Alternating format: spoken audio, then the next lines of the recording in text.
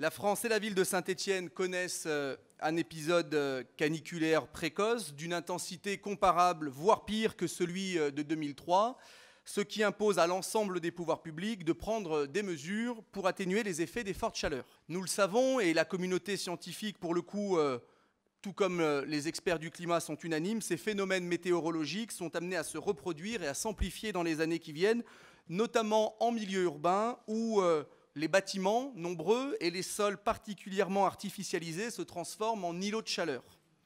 Des dispositions existent pour tenter de circonscrire les effets passagers de ces périodes caniculaires, particulièrement en direction des publics les plus fragiles et les plus exposés. C'est pour ça qu'au titre des mesures, on va dire, d'urgence, nous vous avions proposé il y a quelques jours, sans réponse de votre part, par exemple d'ouvrir les piscines en nocturne ou de laisser ouvert un certain nombre de bâtiments municipaux type médiathèque ou bibliothèque ouverts le soir pour permettre à nos concitoyens de souffler et de sortir aux heures les plus propices de la journée. Vous voudrez bien nous dire ce que vous pensez de ces propositions. Alors elles ne seront pas valables pour la période actuelle, puisque de toute évidence l'épisode caniculaire est terminé, mais il y a fort à penser que malheureusement la situation puisse se reproduire dans les semaines qui viennent. Néanmoins, et si on se projette sur le plus long terme, on le sait qu'il convient désormais pour l'ensemble des pouvoirs publics de se placer non plus dans une simple mesure curative des effets de la chaleur, mais d'être dans le préventif. Aussi, de nombreuses villes, en France comme en Europe, ont décidé de mettre en place des dispositifs dits d'îlots de fraîcheur, justement pour endiguer l'accumulation de chaleur par le béton et le bitume dans nos villes.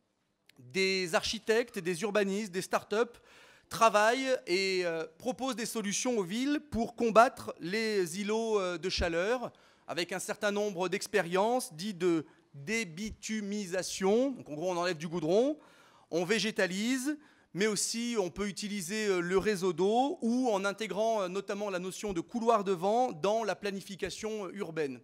Et compte tenu des importantes opérations urbaines à Saint-Étienne, je pense que c'est une réflexion à laquelle nous devons souscrire, puisque à l'avenir, nous le savons, nos villes vont devoir se réinventer et le défi est complexe.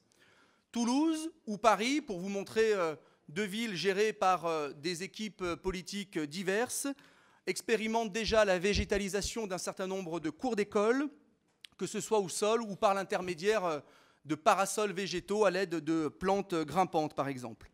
Comment envisagez-vous, tout simplement, de préparer Saint-Étienne à la récurrence et à la montée en puissance des épisodes caniculaires pour favoriser le mieux-être des Stéphanois qui, pour certains, vivent dans des habitations qui deviennent de véritables fournaises pendant la période estivale. Nous avons malheureusement dans notre parc de logements de véritables passoires thermiques et ça marche dans les deux sens, et l'hiver et l'été. Et donc je pense que cette question mérite d'importantes réflexions pour l'avenir de notre ville.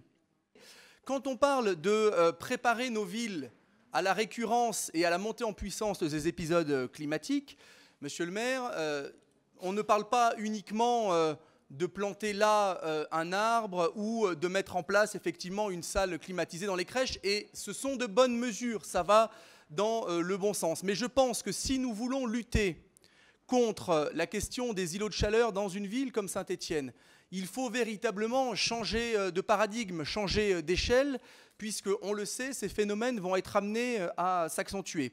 Moi, je vous parlais d'initiatives innovantes dans un certain nombre de villes, de manière complètement neutre sur le plan partisan. Vous me parlez de bac à sable qui serait socialiste ou républicain.